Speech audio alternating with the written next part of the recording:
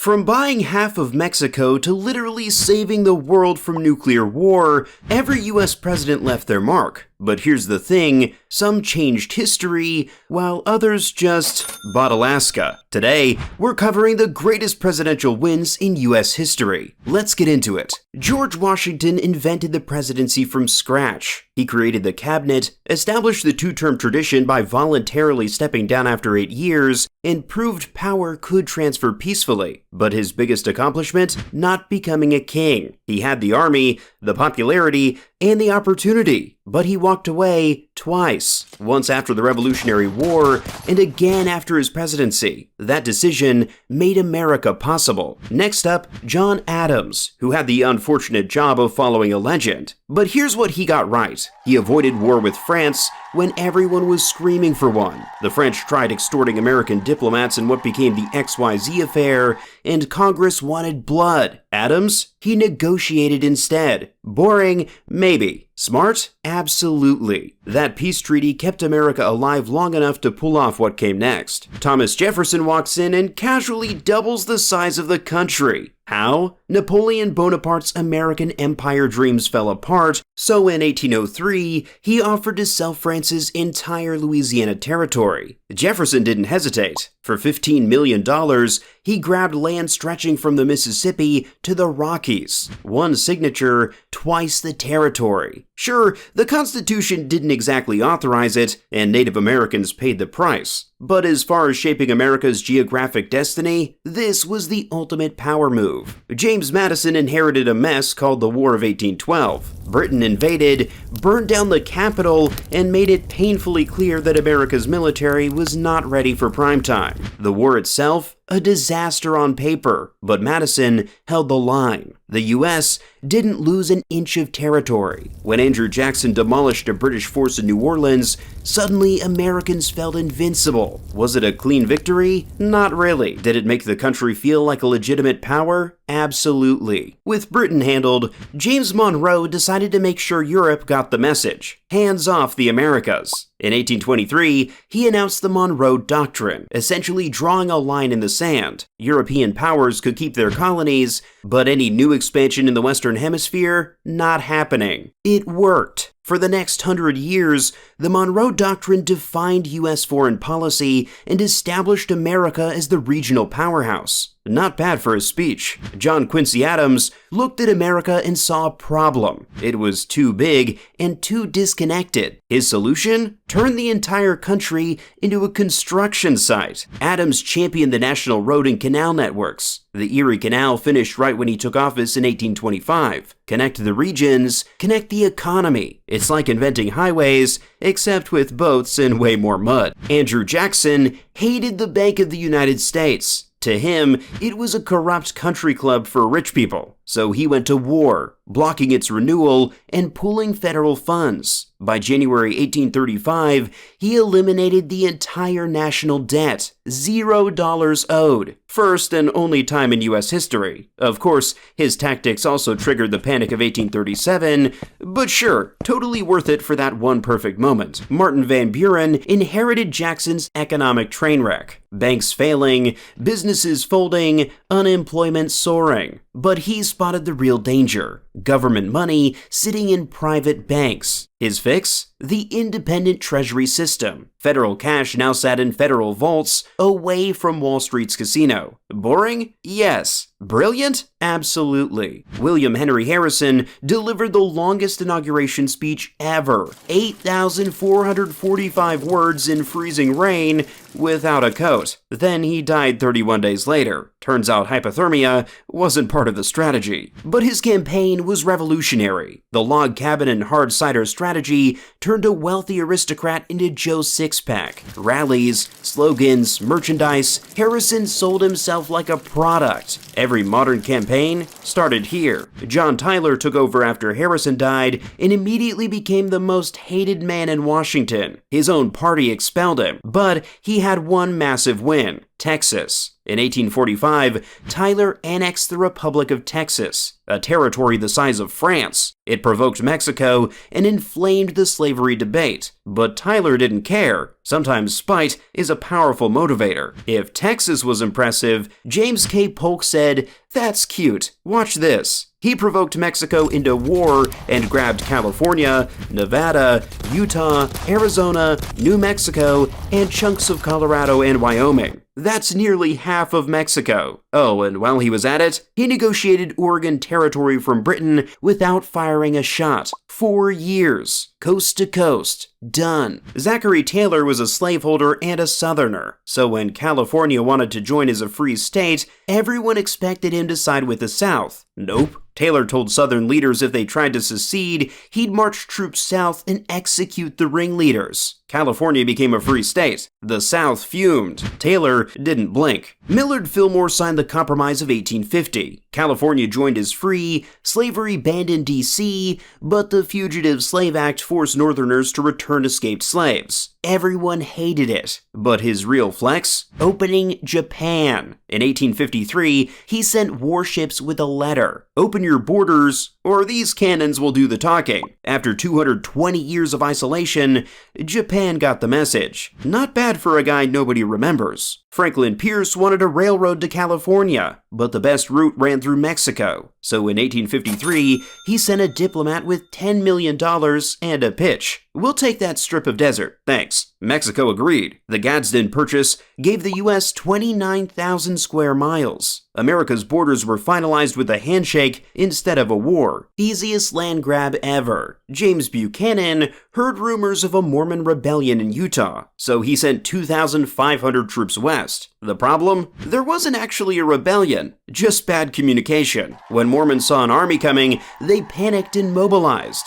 The whole thing nearly exploded over nothing. Buchanan offered pardons for peace. He pardoned people for something that never actually occurred. Presidential leadership at its finest. By 1861, America stretched from sea to shining sea. The map was complete, but the country about to rip itself in half. Abraham Lincoln inherited a nightmare. By the time he took the oath, the South was already seceding. His job? Keep the country together. 4 years later, Lincoln won. The Union held. Then he lobbied Congress relentlessly to pass the 13th Amendment, abolishing slavery. 4 million enslaved people gained their freedom. Months later, he was assassinated. Andrew Johnson became the most unlikable president in Washington. Congress passed civil rights bills. Johnson vetoed them. Congress overrode his vetoes. Eventually, they impeached him. He survived by 1 vote. His one win? Buying Alaska from Russia for $7.2 million. 2 cents an acre. Newspapers called it Seward's icebox. Today, Alaska produces billions in oil revenue. Joke's on them. Ulysses S. Grant won the Civil War,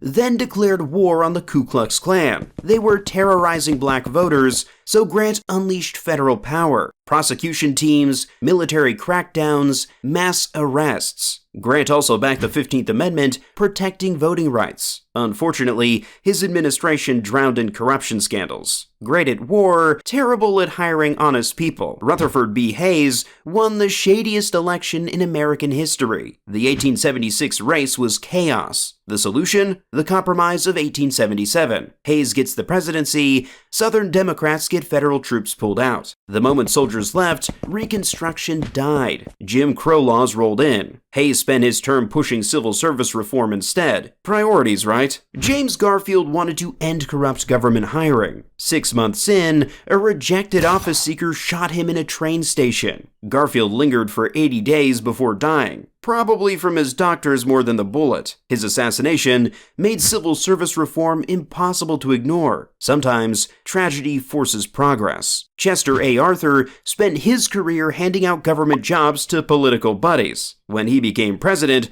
reformers groaned. This guy? Really? Then Arthur signed the Pendleton Act, competitive exams for federal jobs. He rebuilt the Navy with modern steel warships. The guy who gamed the system destroyed it. Redemption arc unlocked. Grover Cleveland is the only president elected to non-consecutive terms. He's also a veto machine. 584 bills rejected, more than double all previous presidents combined. Pensions for questionable veterans, vetoed. Corporate welfare, vetoed. Cleveland believed presidents shouldn't hand out favors like Santa Claus, doing less to accomplish more. The Civil War was over, corruption was being challenged, and America was about to go from fixing itself to flexing on the world stage. Benjamin Harrison signed the Sherman Antitrust Act in 1890, the first federal law to tackle monopolies head-on. Standard Oil, tobacco trusts, and railroad cartels had been rigging the economy for years. The law gave the government power to break up companies that crushed competition. Did it work immediately? Not exactly, but it drew the line. No corporation was untouchable. Harrison made monopoly busting legal. William McKinley walked into a war he didn't want. The USS Maine exploded in Havana Harbor in 1898. Newspapers screamed for revenge. Congress demanded action. McKinley invaded. The Spanish-American War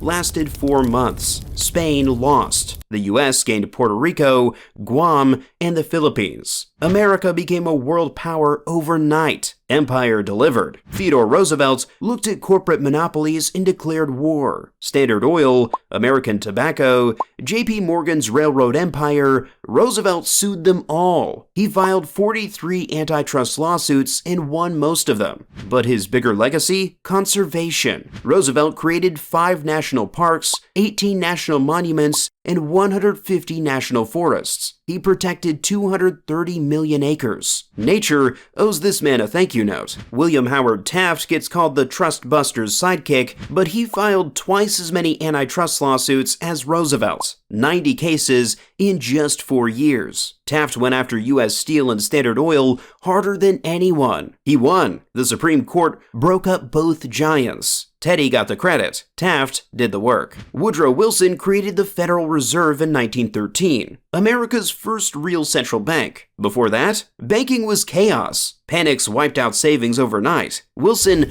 also led America through World War I and proposed the 14 points, his vision for lasting peace. The League of Nations failed, but his ideas became the blueprint for the United Nations decades later. Warren G. Harding is remembered for scandals, but his actual accomplishment? The Washington Naval Conference of 1921, the first major disarmament treaty. After World War I, countries were building battleships like crazy. Arms race round 2. Harding brought the major powers together and convinced them to stop. Peace through diplomacy worked for a decade. Calvin Coolidge cut taxes, slashed spending, and paid down the national debt. The top tax rate dropped from 77% to 24%. Government spending fell by half. The result? The Roaring '20s. Unemployment hit 1.8%. The economy boomed. Then came 1929. Turns out, unregulated markets have consequences. But for a while, it worked. Herbert Hoover took office in March 1929. 7 months later,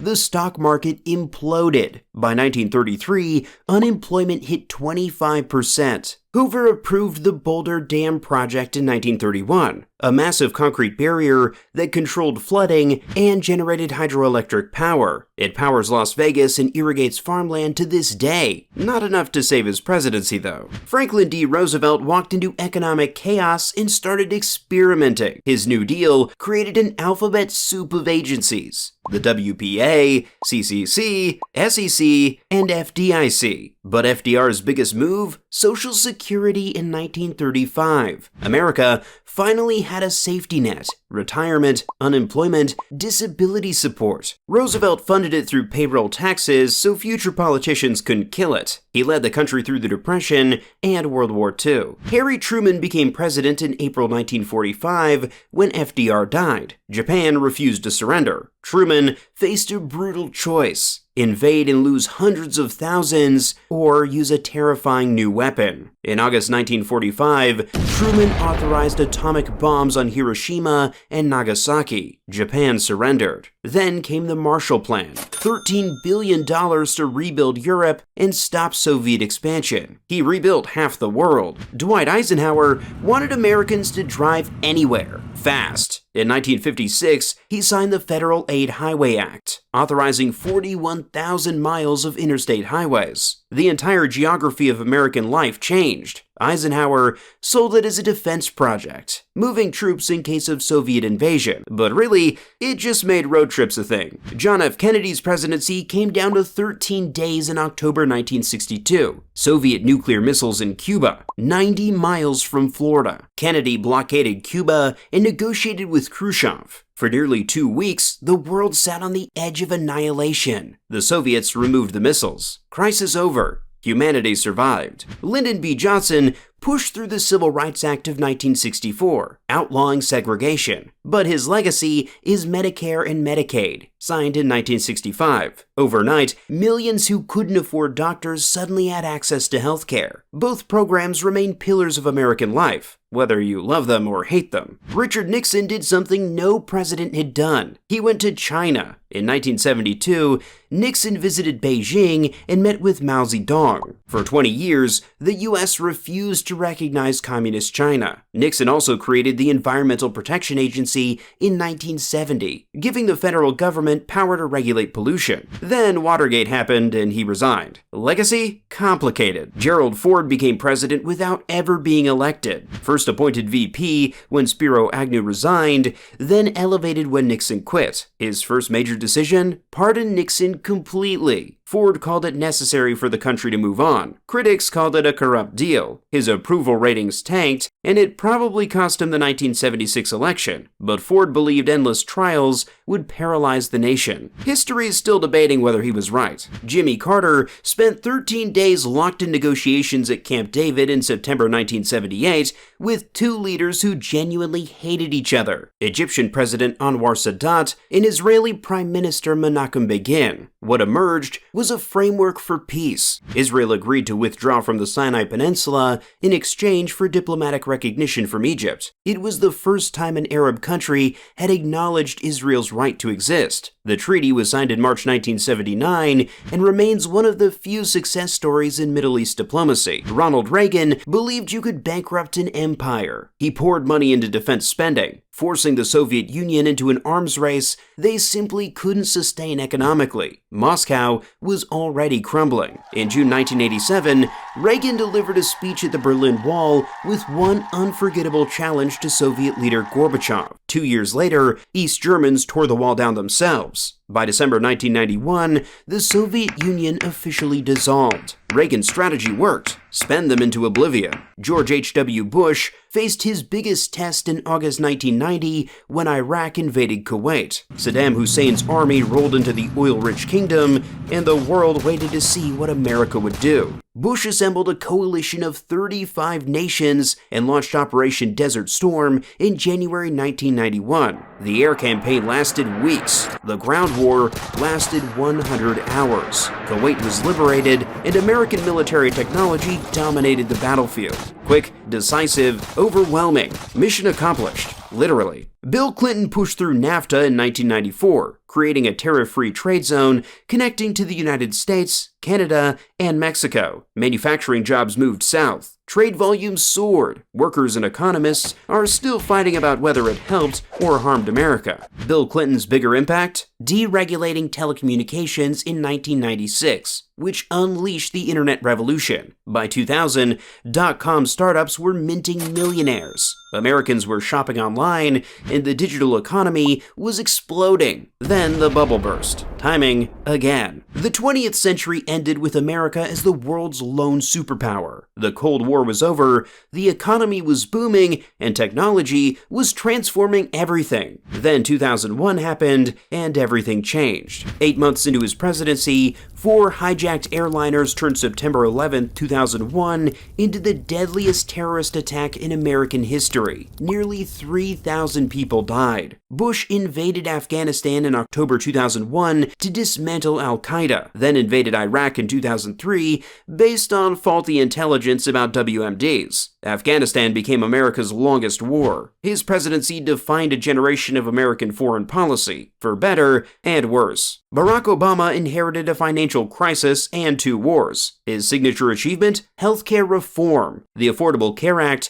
became law in March 2010, a 900-page bill that took over a year to negotiate. Insurance companies couldn't reject pre-existing conditions, young adults could stay on parents' plans until 26, and subsidies helped low-income families. Around 20 million previously uninsured gained coverage. It's still standing. Donald Trump served 2017 to 2021, then won re-election in 2024. His first-term legacy includes the First Step Act, criminal justice reform that earned bipartisan support. The law shortened prison sentences for drug offenses, expanded early release programs, and let judges reconsider old cases. Thousands walked free. His second term, starting January 2025, focuses on border enforcement, tariffs, and energy policy. Whether his biggest accomplishments lie in the past or future, history is still being written. Joe Biden took office with COVID-19 raging. 2 months later, Congress passed the American Rescue Plan, $1.9 trillion